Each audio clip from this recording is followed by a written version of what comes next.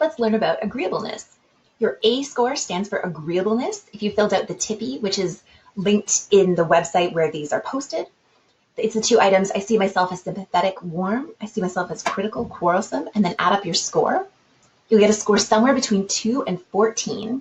And here I'm showing from scientific publications where your score matches against a big sample of people that tried to get a representative sample to see what the population looks like on agreeableness. And what you'll see is that if your score is around 9, that's about average on agreeableness. If it's around 12 or above, that's quite high on agreeableness. And about 6 or lower is lower on agreeableness. You'll see that even people who are fairly low on agreeableness don't tend to go as low as 2, 3, and 4. In general, there's a skew where on agreeableness, people tend to be higher on average than the midpoint of the scale. And you'll see why shortly when we talk about what low agreeableness is like. So people who are high on agreeableness are kind, soft-hearted, they care about other people's feelings, and they dislike conflict.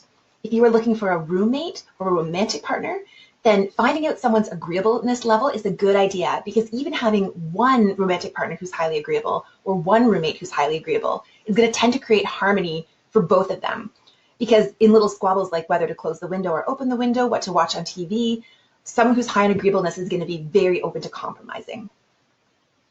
People who are lower on agreeableness, it's not that they're disagreeable all the time or even most of the time, but they're only nice to people they really like. They don't mind conflict. Sometimes they even enjoy it if it's for a good cause.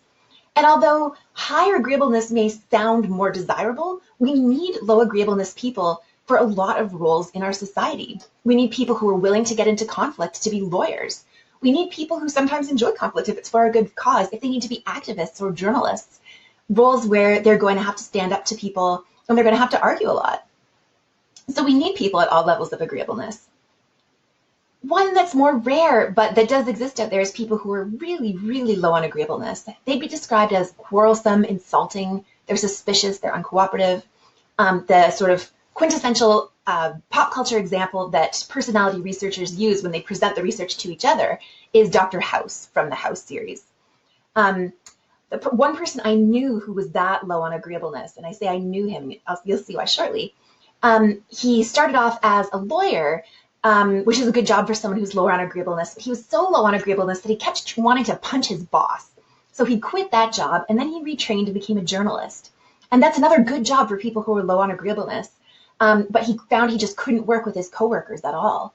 So then he became an activist, and he's quite successful now, I believe, making videos and getting support for important causes where he doesn't have to be able to compromise with people or even get along with people.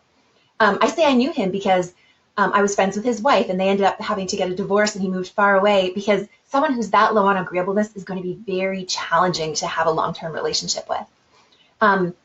So that's people with very low agreeableness.